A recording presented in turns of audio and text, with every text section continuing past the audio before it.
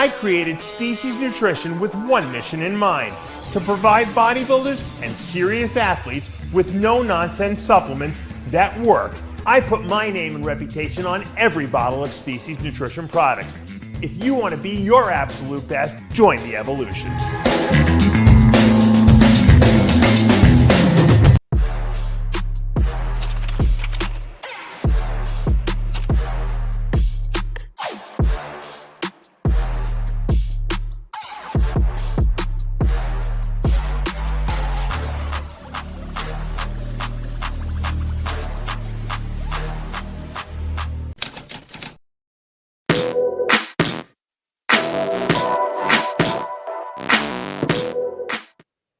Alright, television this week, specifically, exclusively on Facebook Live. This is Ask Dave, your 30-minute question and answer show with Dave Palumbo. We welcome you, our Facebook Live audience. As you all know, we are facing certain circumstances this week where we are rendered to Facebook and Facebook only. We will be back on YouTube as of next week. But again, this is your 30-minute question and answer show with Dave Palumbo. If you haven't watched this in a while, this is your 30-minute forum. Whatever's on your mind, be it diet, training, supplementation, anything bodybuilding, non-bodybuilding, it is all on the table. We do this show every Wednesday, not live, generally recorded, but broadcast on Wednesday on our YouTube channel. But again, we appreciate you joining us here. If you haven't already done so, like this page, comment below. That will help, obviously, grow some traction on this page. We are, for full transparency, trying to figure out what different platforms that we want to start experimenting with beyond YouTube. So if you have any suggestions, like you did yesterday on our Instagram page, we appreciate it. We appreciate all the feedback and, of course, all of your advice for all it is that we do and all it is that you do for us covering the sport of bodybuilding. We're going to go right into the questions on this show. The first two questions are from the Dave Palumbo Experience app, available for Android and for the iPhone on the Apple Store. First question: thoughts on substituting belt squat machine for barbell squats? First of all, I want to say I actually like doing these shows live better. And it's partially because I'm lazy and I don't have to edit anything and re-upload stuff. Secondly, I think it's more spontaneous. So having said that, I don't necessarily mind doing these shows live. Getting to the questions, these questions are from the Dave Palumbo Experience app, my app that is basically your personal trainer in your pocket, essentially, on your phone. It's $29 a month. You get all my videos that I've ever done in creation, all my writings I've ever done in creation, all in one app. We put up workouts every single week. I answer everyone's questions in the app in an open forum so everyone sees everyone's questions and answers. And I do a Q&A video exclusively for the app every single week, never miss. And so it's like an extra Ask Dave. It's like a constant learning process for the app members, and it enables you to continue your education as whether you want to be a coach or you just want to learn for yourself on how your body works. So having said that, belt squat versus regular squat. I don't think anything substitutes for a regular squat.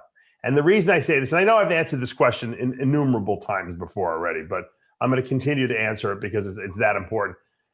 A regular squat requires that you balance the bar. Not even doing anything. Just walk out with the bar and hold the bar on your back with 135 pounds.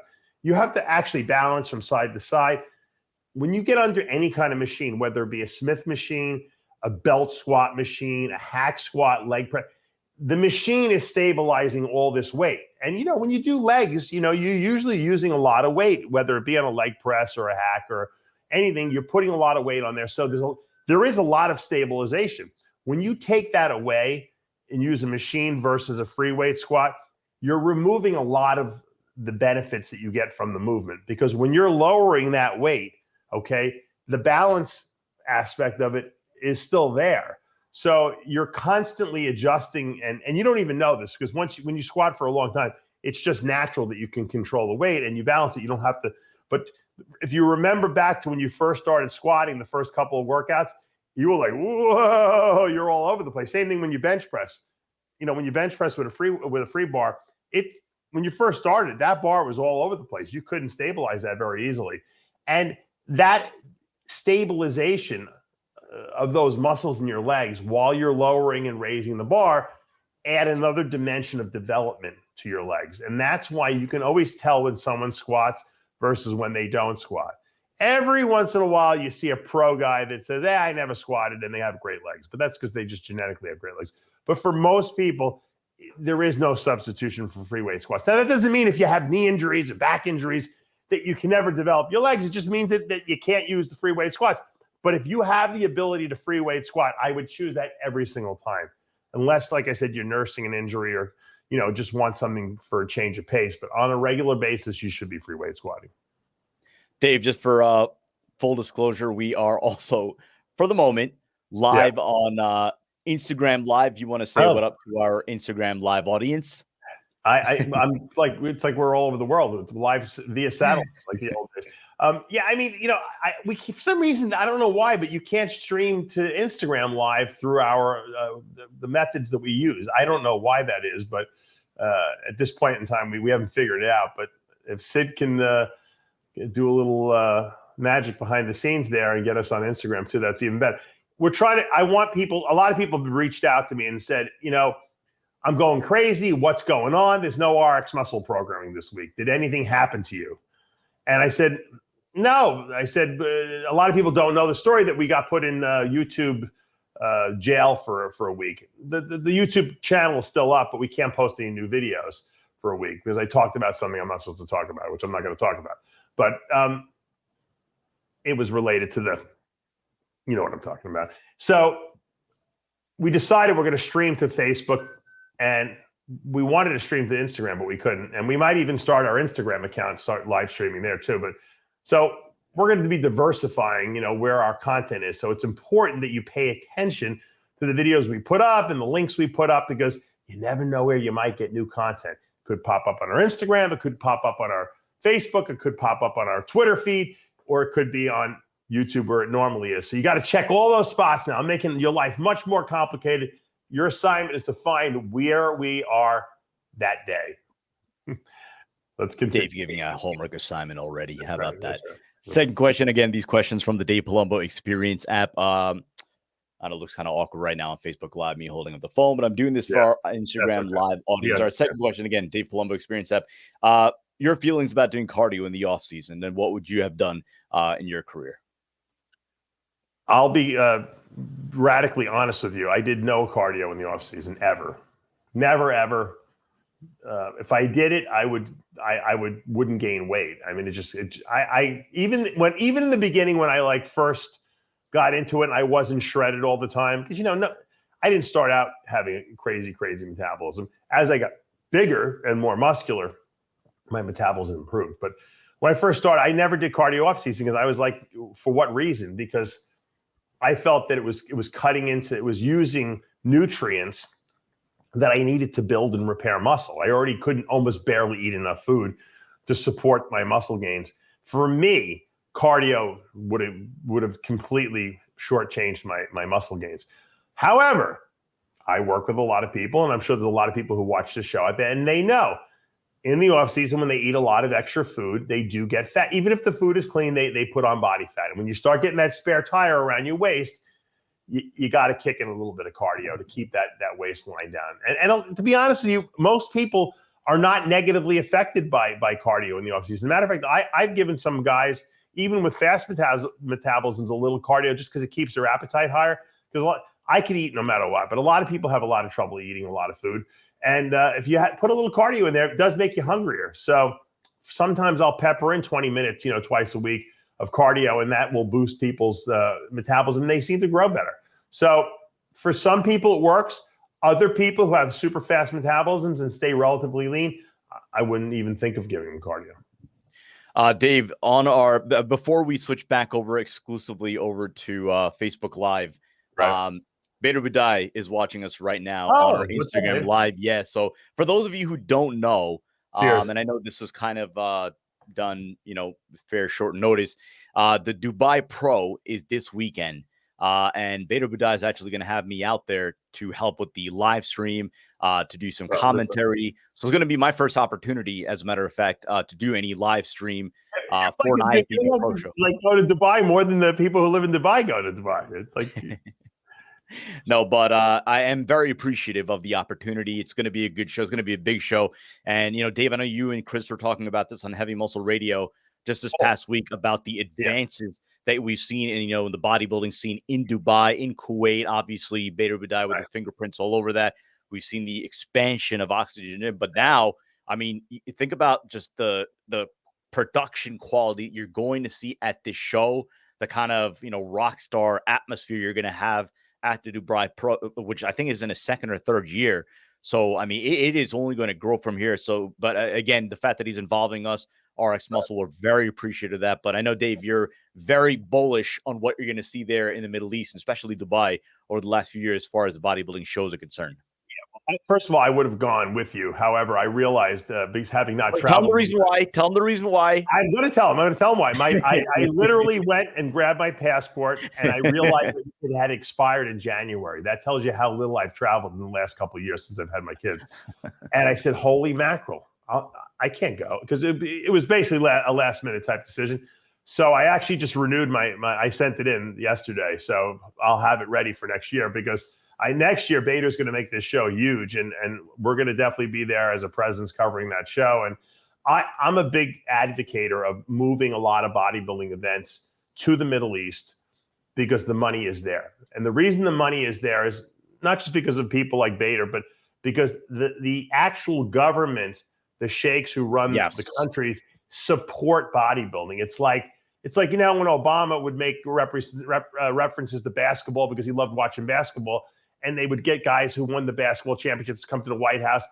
Since when was the last Mr. Olympia that went to the White House? So they don't care about bodybuilding here. So there's no support for it. But there, they can get money and support the events and the prize money and sponsors and stuff like that. So it makes more sense to hold bigger events over there where we're going to be appreciated, where the bodybuilders are appreciated. They're treated first class.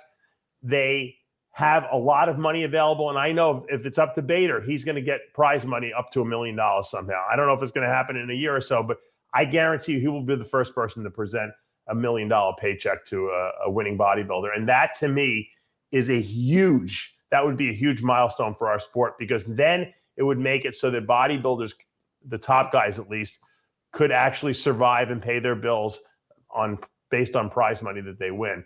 And when we get to that level, the sport, we're going to be a lot more respected. Why do you think WWE is so respected? It's not that it's what they're doing. It's because they're getting paid a lot of money to do it, and they're showcasing it in such a great light that people say, "Holy mackerel, I want to do that too." When people could look at bodybuilders and see how they're being treated in these countries and that they're winning $1 million, for winning a competition, don't you think a lot more people are going to want to go into bodybuilding? Of course they are. That's just a natural inclination. And so I think what Bader and some of the promoters over there are doing, fantastic. Take my hat. So we are at, so we're actually, before we go, again, if you haven't already done so, the Dubai Pro, go check the live stream out. Go to their website. I think it's DubaiPro.com, something of that nature. But anyway, go check it out. Doing the live stream, right? Yeah. So I'm going to be on the live stream. I believe it's going to be Chris Cormier and Sean Ray alongside. Great. So obviously a great panel, decorated Hall of Fame bodybuilders. So it's going to be a lot of fun. It's going to be a really good event. So check it out. We're appreciative of the opportunity to cover the show. Again, guys, we're going to be moving over now exclusively to Facebook Live. Next week, we'll be back here on YouTube, but I figured we'd jump on, interact with the Instagram live audience as well. Fun as always, but peace out for now. All right, let's see. Do I want to end my live video? Yes, I do. Awesome. All right. Welcome back, Facebook Live. Now I'm all yours. Let's go now to our Instagram questions before I pull them up. Because I just ended the live. Do we want to keep it? No, we want to keep it. Share. Okay. Do I want to share? No, I don't want to share it. Do I want to share this, Dave? Share it. Hi. We were live on Instagram. Oh my God, the things that we do. All right, here we go. Let's go back to it. By the way, before we go to the questions, one thing I did want to say is we did share on Instagram yesterday. if you have any other ideas for platforms where else we could be diversifying our content, comment below. We got a lot of recommendations yesterday on the Instagram feed, even on Facebook. So we're very appreciative of that. And we're taking all of your suggestions under consideration. I know myself personally on my personal Instagram, I got a lot of DMs from people like giving very specific examples of, content creators that move to this platform that are having success, Right. or, platforms where, they're a little bit looser as far as, content restrictions, demonetization, and so on and so forth. So again, this is all good stuff. It's stuff that maybe sometimes you need a wake-up call. You need a bit of a jolt. And I think we certainly got that last week. Look, we are the masters, Sid, of evolving with the times. I mean, I've been doing this since 06, starting with Muscular Development. I started their website, started RX Muscle in 09. And I mean, we've been doing this for the better part of almost 15 years now on RX Muscle. So I know I've seen it from the beginning, and I've seen it change, and we've changed. And usually we're the leaders in change, and I have no problem changing and altering what we're doing and where we're heading, because at the end of the day, it's all about the bodybuilders and showcasing the bodybuilders and educating and the people who are watching our content. And so, like I said, if YouTube can change their policies all they want, I don't have to agree with it. Our fans don't have to agree with it, but we'll play within their ballpark. And you know what? If some of the rules we don't like, then we can go to other platforms as well and play in that ballpark when we want to talk about topics that maybe YouTube doesn't like. And that's how we do it. So you guys will just have to chase us around to different platforms, and that's maybe one day we'll be streaming to TikTok. I have no idea. It depends on what the future holds. All right, let's take some of the live questions, because we are getting live questions on Facebook. Arnold Gonzalez, when carb cycling, how many days on, how many days off carbs should you start with? Also, when would you know when to go into a keto diet after carb cycling? Yeah, first of all, sorry for the coughing. I am being treated. Luckily, I'm not in the hospital. I'm treating for a lung infection I've had. So anyway, as far as carb cycling goes, I usually start people off on most days eating some carbs, and depending on the person and how much fat they need to lose. And then some days they do my ketogenic diet, which would be protein and fat, essentially. But it's really not a ketogenic diet if you're having some days with carbs. So you won't be in ketosis. You're just going to be doing the ketogenic diet on some days during the week. Now, what I usually do is I usually start with like 3 days of carbs and 1 day of no carbs. And I see how the person progresses. If they're losing weight on that protocol, then I just keep them on that. If they start, gaining weight or not losing weight, then I might do, 2 days of carbs and 1 day of no carbs. And I play around with it like that. If at some point, they're not losing weight, because I think maybe they've already lost a lot of weight and maybe they're eating too much food, then I might cut back the portions. In other words, you might start off with 8 ounces of protein, which is, 55 grams of protein per meal. And if you might get under 200 pounds, you might only need 45 grams of protein per meal. So I might cut you back to, 7 ounces of protein. So I play with different quantities according to, my instincts based on that person and how they're responding. It's hard to give someone a definitive, this is how you do it, because at some point there is an experiential part of coaching that is very important. So there's 2 aspects of coaching: knowledge, the science of what you're doing, and then experience. A lot of coaches out there just have experience. They don't even have the knowledge. They think they have knowledge, but really what they're working upon is the experience of working with a lot of athletes. And they kind of know trends of how people respond. When you have the knowledge and you have the experience, you become a great coach. And it takes a while for that to happen. It took me a long time to do that. I had a lot of knowledge initially, but I didn't have the experience. But I gained experience during the years when no one was hiring coaches. I was just helping friends for free, who would come over my house back in the 90s. And so I learned a lot of that during those times. And I'm still learning, because I'm always working with new people. And there's always someone who doesn't adhere to the rules, that you set up. The key is never stop learning and just keep doing it. The longer you do it, the better you get at it. We'll take another live question from our Facebook Live. Espenberg, Greg Kovacs versus Nasser, who is biggest? Well, if you're going to ask me who the biggest guy was, it was Kovacs. I mean, Kovacs weighed 420 pounds at one point. Who had a better physique, Nasser, of course. I mean, Nasser should have been Mr. Olympia in '97, as much as I break his balls, and he broke my balls during his years alive. He still was a great bodybuilder, and I don't think anyone could ever take that away from him. You know, Nasser had a level of development that was, you know, next to Dorian, was the best out there at one point. And it, you know, Nasser's problem was that his he was very sour about bodybuilding for some reason. I don't know why. Like he liked it when he was doing well, but if he didn't do well, he got all down upon it and you know, criticized people. And I think he had a negative attitude in general, I think, about life. That was his problem. But his physique was, I mean, at his peak of his powers, he was phenomenal. I mean, and it was very impressive in person to see him. He had humongous calves.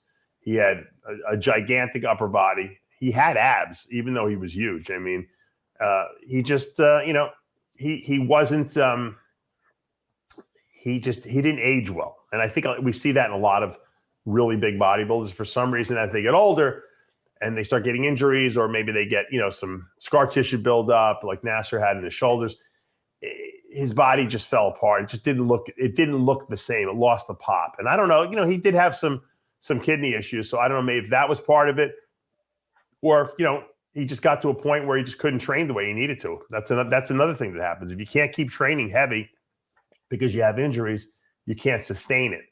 And, you know, the bigger you are also, the more strain on your organs. So at some point, I think that's why I think the smaller guys seem to last longer. They will go longer in the sport than the humongous guys who then usually have to retire a little younger. And that's just been my observation. But hands down, Nasser Al-Somebody. Let's go to Anthony Schmidt. 25 mg DHEA long-term. Will it shut down your natural testosterone? And should you be taking anything to prevent that while on DHEA? DHEA is an adrenal androgen. So the adrenal glands, which are glands that sit on top of your kidneys, they produce a bunch of different hormones. They produce adrenaline. They produce corticosteroids. They produce DHEA. And, you know, aldosterone is produced from there as well, as which is responsible for sodium balance. But if you take DHEA, okay, your body produces DHEA. DHEA doesn't have a very high conversion rate in men to testosterone. Why? Because we don't need it to convert to testosterone, because we actually produce testosterone from our testicles.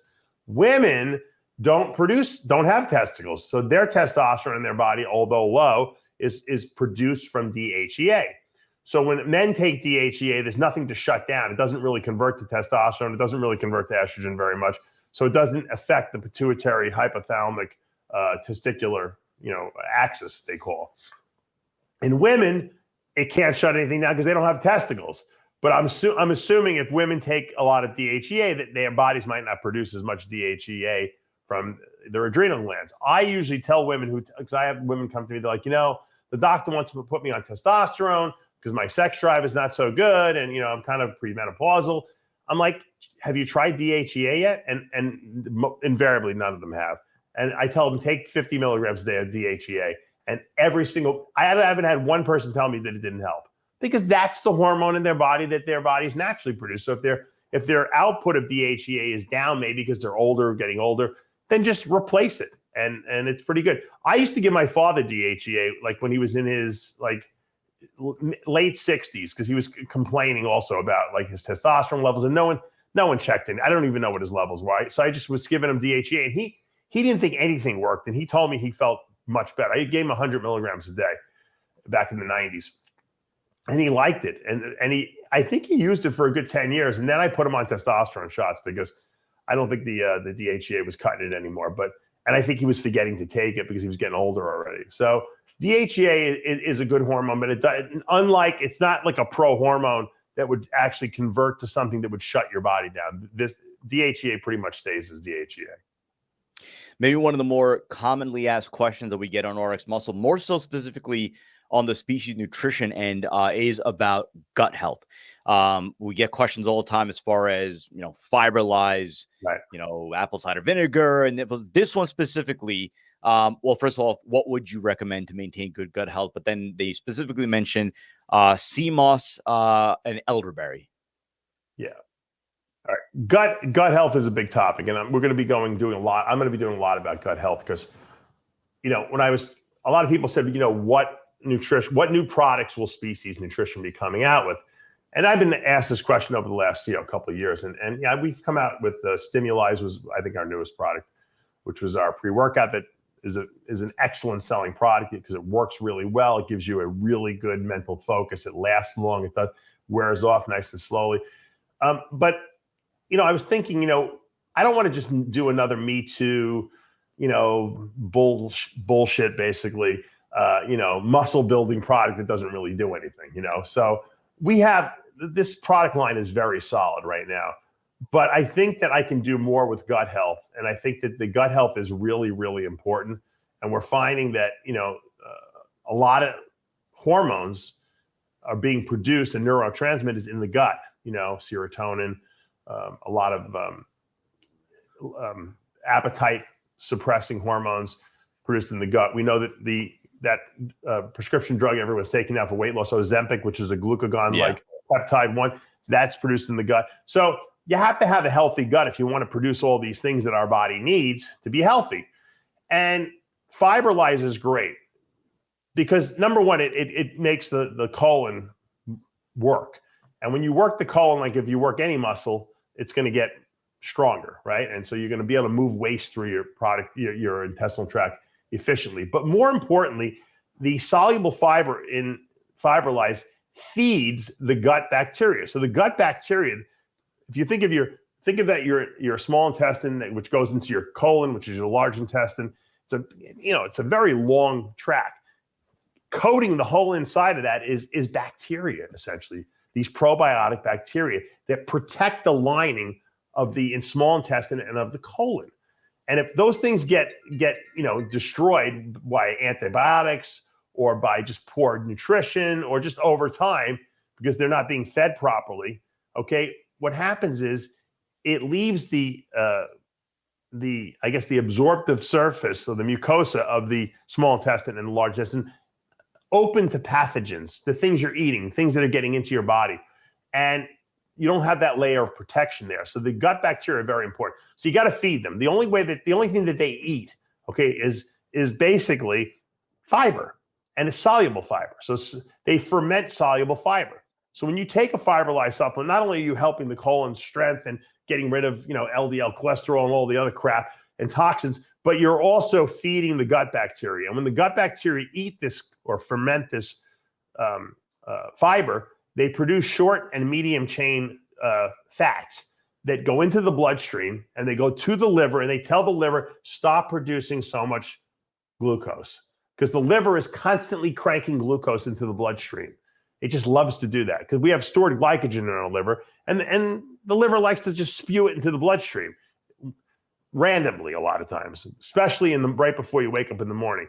But fiber will tell the liver stop doing that as much. And when you don't have as much glucose getting shoved into the bloodstream, your insulin requirements are much lower. If insulin is lower, you tend to burn fat better, okay? And you have better management of your blood sugar. You wake up with better fasting blood sugars.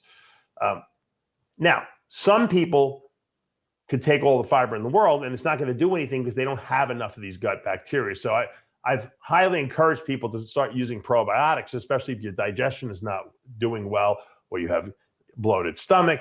And one of the new products that we are coming out with is we reformulated our pudding product called Peptides, which is one of our top selling products.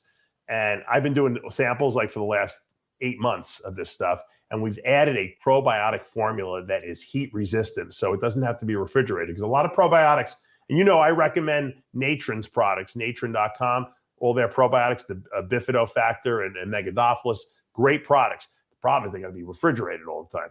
These are heat, stable probiotics that will be in the actual Peptides. So when you're serving a 30 grams of protein, 1 scoop of the pudding, it's a great treat before bed. You do that and then take your Fiberlyze. Not only are you feeding the bacteria, but you're actually seeding the internal environment, small intestine, large intestine, with these good bacteria.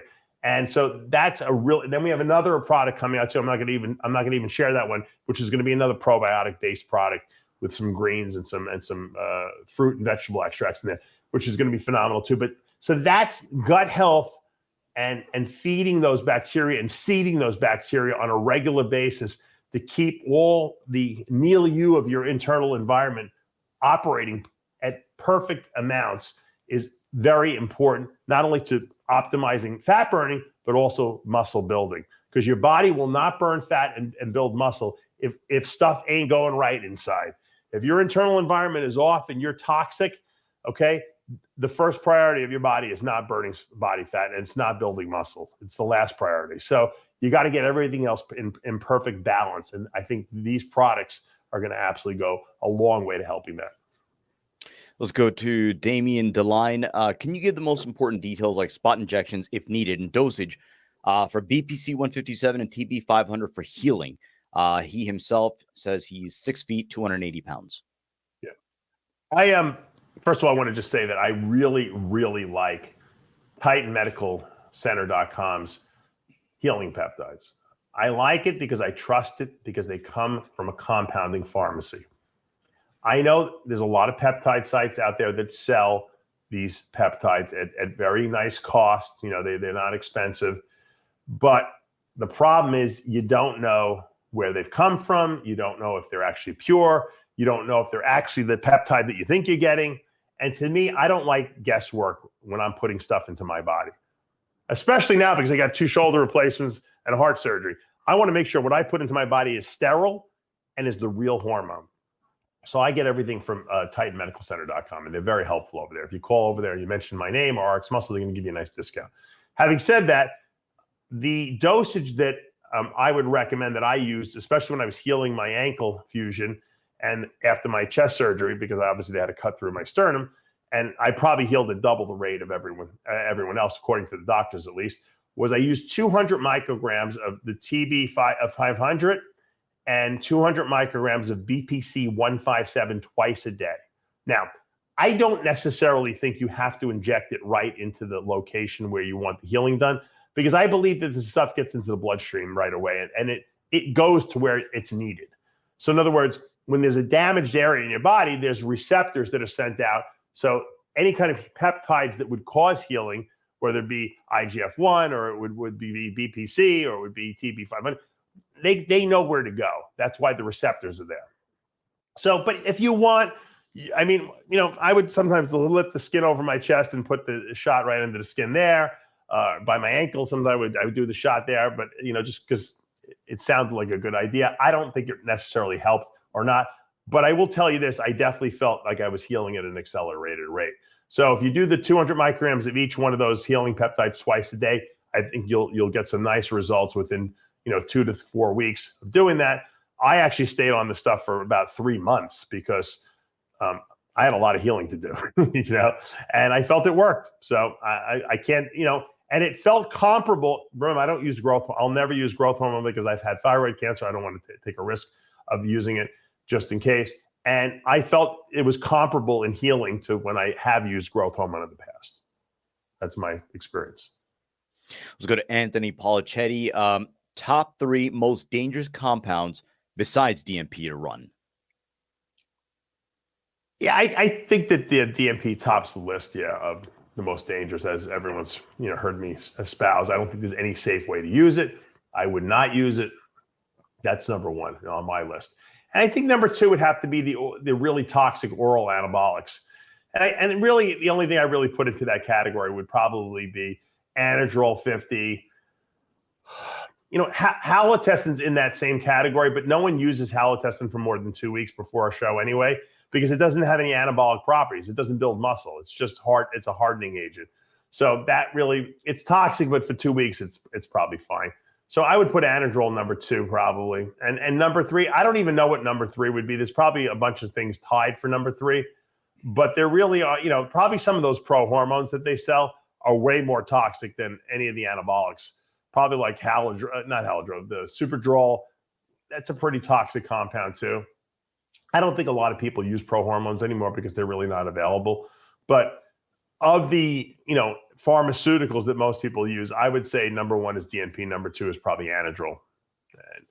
And after that, a lot of the drugs that people use, like the long-acting testosterone esters and EQ and DECA, they're really not toxic compounds. Now, if they're raising your blood pressure, that's not good because obviously it's not good for your heart, it's not good for your kidneys, but directly toxic to the body, not that bad. Now, trenbolone acetate can be toxic because number one, it can raise your blood pressure, okay? Number two, it is metabolized every single day, so it is a little bit liver toxic, if used for excessive periods of time. But more so, I guess, trenbolone really upsets it kind of causes your body to go into like an overdrive situations. People have trouble sleeping. Sometimes it messes up digestion. It can cause chronic hiccups.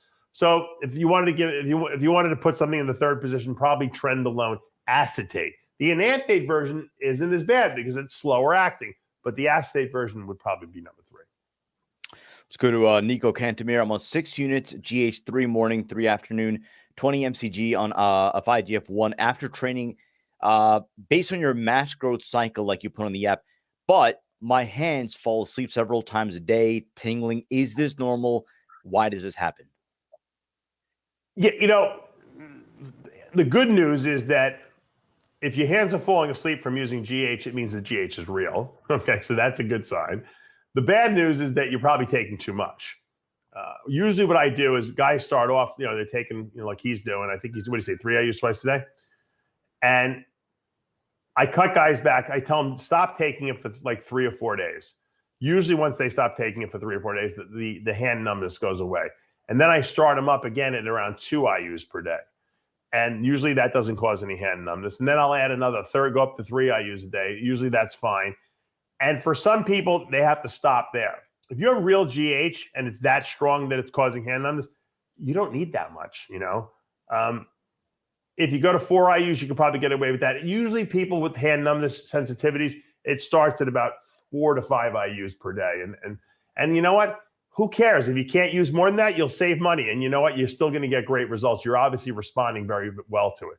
And the reason it's causing that is because it causes swelling around this carpal tunnel here. And it cuts off, it kind of presses on those nerves. And that's what, the same thing happens sometimes when your hand falls asleep at night. You wake up in the morning and your hand's like all numb because you were sleeping on your arm or something like that and you were compressing those nerves. Well, it's doing it all the time because it makes you hold fluid. Usually people only experience that like off season when they're pre-contest, when they're all dehydrated anyway because they're eating low carbs. A lot of times the GH doesn't affect you that way. But if it does, like I said, the good news is your GH is probably real. Let's go to Alec Bonwick. So we asked about Greg Kovacs. I said I want to make one more statement.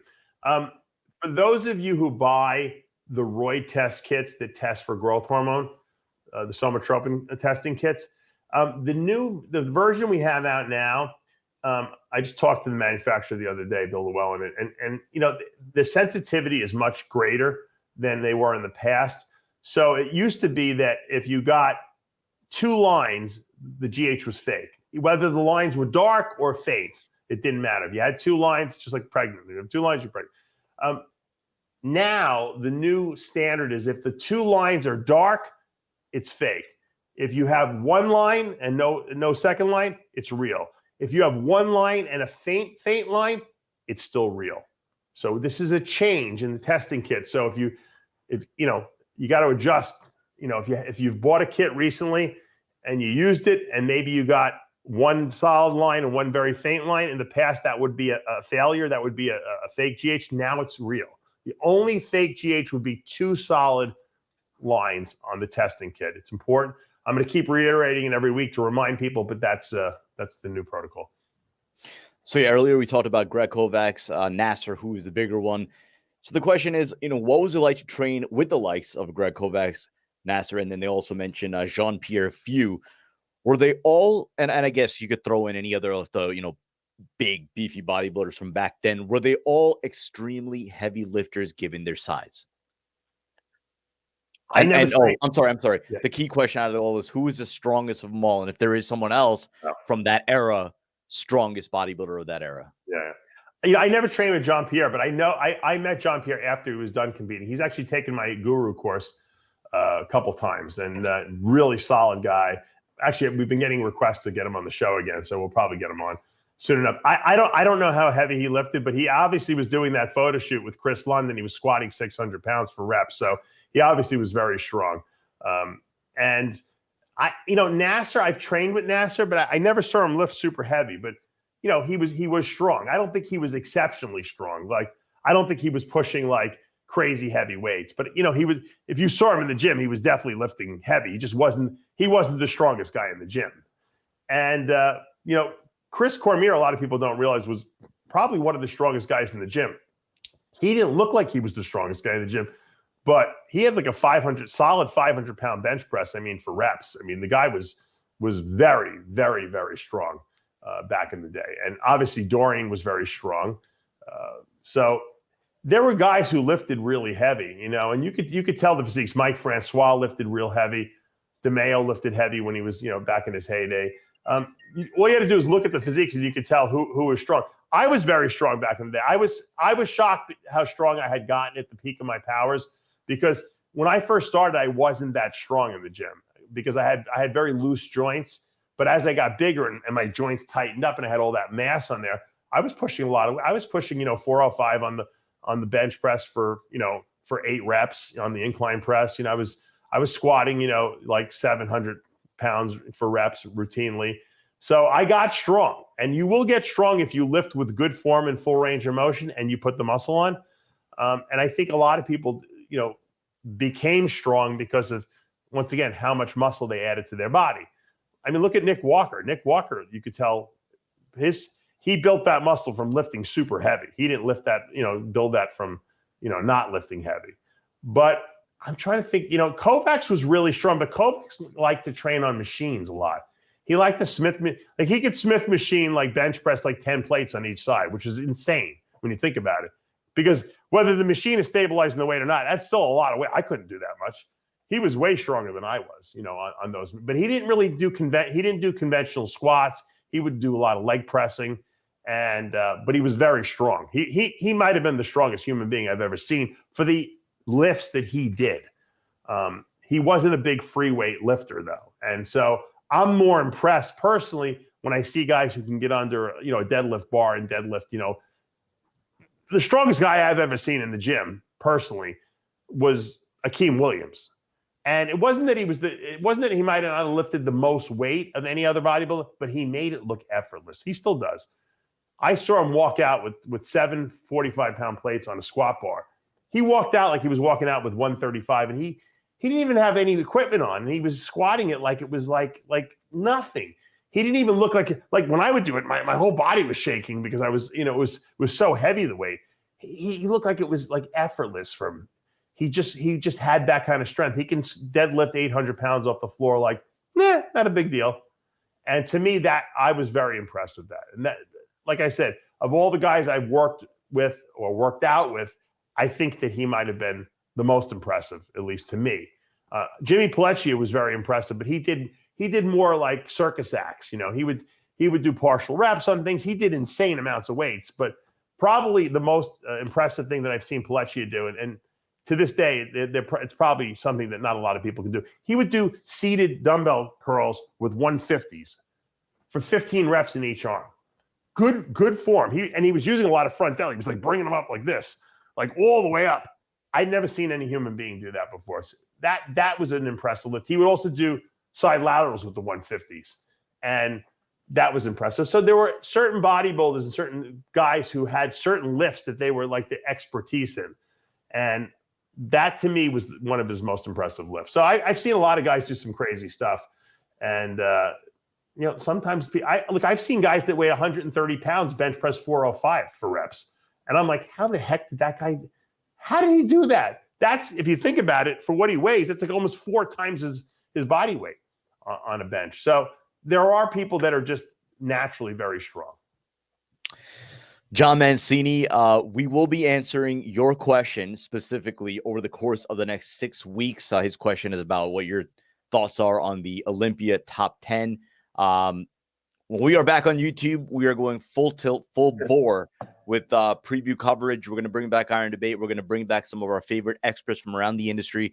We're going to come out of the gate fired up. I mean, there's one thing for, okay, us to come out of this and be like, all right, back to regularly scheduled programming. But when something like this happens, when you are jolted a little bit, sometimes it all comes down to how you're going to react, how you're going to get back up. When you're knocked down, how are you going to react? Are you going to get back up and fight? Or are you going to get back up and, well, let me just keep doing what I was doing? Because that's the definition of insanity. We are going to come out of the gate on fire. And I can guarantee you this, we're pissed. And we're coming for whatever it is that we're coming for, whoever it is that we're coming for. I know we can't really name names or what have you, but we're going to be pissed, and you're going to see us on an absolute mission over the next 6 weeks heading into the Olympia. Speaking of the Olympia, our last question is from Sarah Bogish. We do often get questions, regarding your career and, had you gone pro, so on and so forth. So the question is, had you gotten your pro card, had you won a pro show, how high of a placing at your all-time best do you think you would have gotten at the Olympia? To be honest, I think I would have done terrible. I don't think I would have placed well at all. I would have probably been in the 15, 15 and below. The guys that don't get the placing, they just get the number. Everyone's 15 after 14.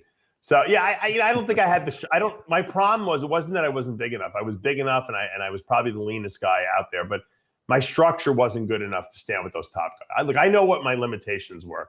I maximized the gifts that God gave me. I put on as much muscle as I possibly could. I got as lean as I possibly could. I tried to be as entertaining as I possibly could on stage. But at the end of the day, I just didn't have the structure, to be the best in the world. And I knew that. I knew that was a limitation, but I wasn't going to let it hold me back from doing what I really enjoyed doing. And that's why I tell people, don't put limitations on yourself. Go as far as you can go and see where it takes you. Do you think I ever in a million years thought that I would wind up being like, have my own? First of all, there was no social media, so I couldn't even conceptualize what social media was. I didn't know where it was going with it. I just said, I want to compete. I want to be the best bodybuilder I can be. I want to be a big freaky guy. I want to be respected. I want to be in the magazines. Then I was writing in the magazines. And then I just kind of followed my nose. And I think that's what you guys have to do. If you get into the sport and you really love it, do it at the highest level you possibly can. Give it 100%. You never know what opportunities can present themselves. You think John Cena knew that when Ed Connors hired him to work behind the desk at Gold's Gym Venice, that he was going to one day be a TV movie star or WWE wrestler? I don't think he ever knew that. He just kind of said, I'm just going to go with it. I'm going to trust Ed. Ed thinks I have talent. I need a job. I got to make money. This is where I'm starting. And so I tell people, don't put too much pressure on yourself, especially when you're young. Just whatever you're doing, do it to your 100% best. And you know what? I worry about that when I see my children. I'm like, I hope that they don't just try to coast on their natural talent, because I kind of did that in my youth. I was one of the better athletes in school and in sports and on all the teams and stuff like that. I was at the top, but I look back now, I say, can you imagine if I would have gone home after school and on the weekends and practiced, skills and drills and stuff like that? I just didn't have that motivation. I just wanted to have fun. I didn't care. It just came too easy for me. And, I worry about that with my kids, but then I always say to myself, you know what? They got to find their own way. It's not my job to do that for them. Because you do see some of those parents that kind of like the Serena and Venus Williams father who took the daughters to play tennis every single day. And they were a success, and they loved their dad for doing it. Then you have other, dads that like what's that guy's name? The robo quarterback guy's father. I can't remember. Oh, the Mannings. Wait, the Mannings? No, not the Mannings. The Mannings were a success story. The guy from California, he was like, they called him robo quarterback. There's a whole documentary called by the same name on Netflix. His father, all he did also, never ate a bad meal, trained him from day one to be the greatest quarterback of all time. High school crushed everyone. College crushed everyone. When he got to college, got into drugs. He went to the NFL, and then he just failed out because he became like a heroin addict and alcoholic and stuff like that. But you never know. So and he resented his father for it. So you don't know. You never know what the right thing to do is. But all I can tell you, is for yourself, try to be the best that you can be. Don't leave anything on the table. Don't have any regrets. And this way, when you look back and you can say, you know what, you did your best. I know I did my best that I could possibly do in bodybuilding. Maybe in other sports earlier in my life, I didn't. But in bodybuilding, I left nothing on the table. I gave it 100%. I don't think I could have gone any further than I did. And I'm grateful for how far I was able to go. And I'm grateful for where I am right now and what I'm doing, because I'm enjoying myself. On that note, that's going to do for this live edition of Ask Dave. We thank you, our Facebook Live audience. Thank those who join us on Instagram Live. This episode was recorded Wednesday, September 20th. We are also going to be placing this on our YouTube channel once our suspension is lifted. It's going to go up probably over the course of the weekend. So for the YouTube audience, you will get this in its full glory. I wanted to make one special note, and this one is for you, Lee Priest. Lee Priest and Jimmy the Bull started their new show. We are about we're going to be now onto our 7th episode, 7 episodes deep. Lee Priest, Jimmy the Bull. It's called The Confessions, right? So the show is basically, we wanted to have a show featuring the pairing of Lee Priest and Jimmy the Bull because, again, it's just the most like ironic dynamic that you could possibly have in terms of chemistry. Let me play the intro for everyone. Sid, let me play the intro. Oh, here we go. In the name of the Father, the Son, and the Holy Ghost. Step into the box. Tell Jimmy and Lee your sins.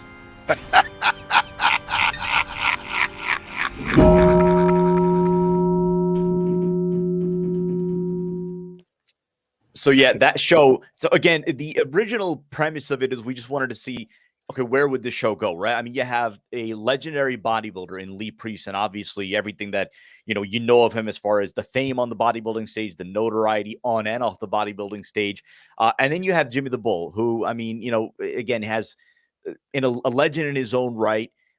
Cult following, a power bodybuilder in his heyday, and obviously, the story that he has had with RX Muscle from the beginning of RX Muscle, the personality he is, the character that he brings to the show. So to pair them two together, we wanted to see, all right, what could be possible when you bring up different topics. And then we figured, you know what?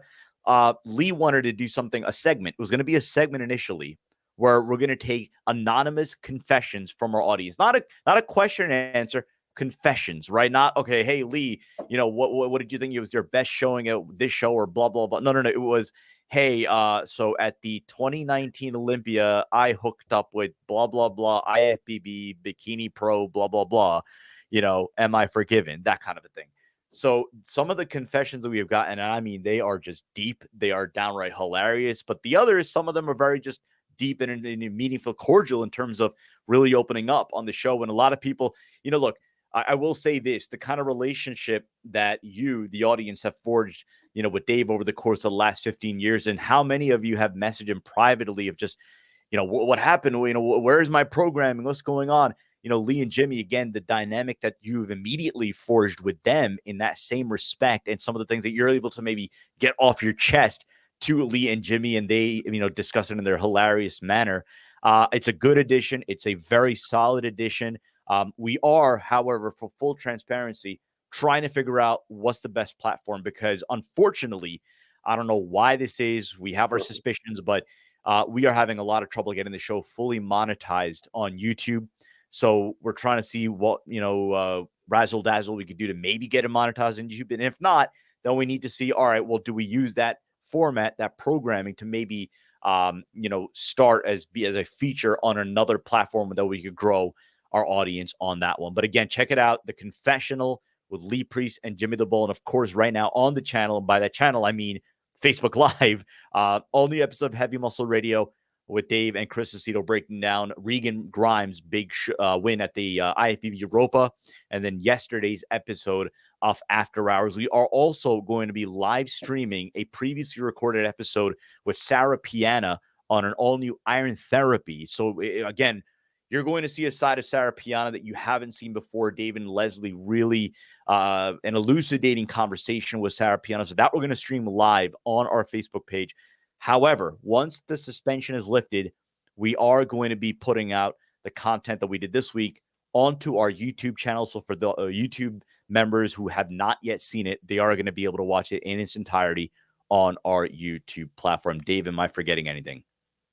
I think you got it nailed. Hopefully, like I said, we'll be back on YouTube. I think it's Friday. We get back to our ability to re-upload stuff.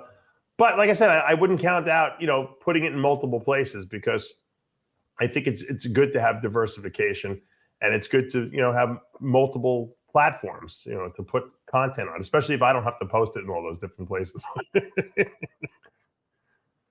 I like the idea of Twitter too. I do. I like the fact that Elon Musk has basically said, we want you on Twitter. We're not going to censor what you write on there. You can voice all your opinions, freedom of speech. I really like that. I would support his platform just because of what he's putting out there about freedom of speech. And to me, that's more important necessarily than which platform gets more hits. Now, Twitter gets zillions of hits, but maybe not for bodybuilding. But if I start putting certain content on there and we drive our audience over there, I would be more than happy to do that for Elon, because he is supporting the ability to say what you want and not be censored. I just wanted to throw in there John Mancini, again, good friend of the show's Todd Marinovich. That's Todd Marinovich, yes. Yeah. Robo Quarterback. QB. Good, yeah, good awesome. Netflix documentary. Check it out. All right, so that's going to do for us here on Facebook Live. We will see you in a couple of days on YouTube. For Dave Palumbo, I'm Sadiq Faruqi. Again, check out the Dubai Pro this weekend. I'm going to be on the live stream with Sean Ray and Chris Cormier. That show is going to blow up. It's going to be huge. So check it out this weekend. I don't know their website, but whatever. Just Google IFBB Dubai Pro. Till next week, I'm Sadiq Faruqi. Thanks for watching. See you next week.